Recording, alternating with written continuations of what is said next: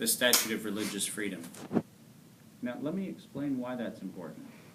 Thomas Jefferson himself was not a religious person. This is very important.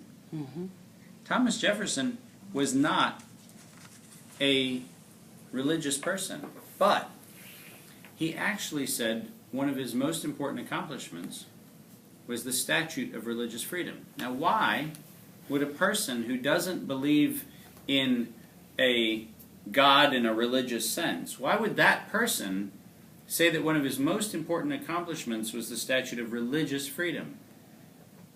That's a very interesting question, but it answers your question, which is he understood that cultural identity is part of every civilization. And if you don't have a cultural identity, you cannot become a citizen. You can't be accountable.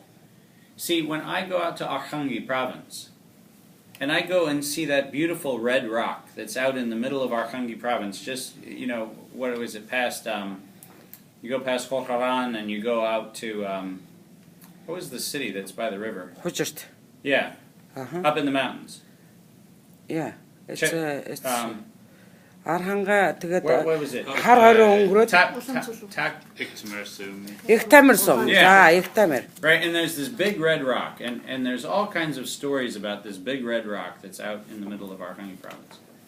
Now, when I was out there, people told me about the legend of the dragon that's under this rock, and they told me about the spirituality of this place. Right? They told me about these things. That's important, because that makes you unique. That's something about Mongolia that is your own myths, it's your own stories, it's your own culture. And one of the big mistakes, and one of the things we lose in education, if we actually focus on training, is you'll be taught how to use a piece of equipment, but you won't be taught how to use yourself. You won't be taught how to use your brain. You won't be taught how to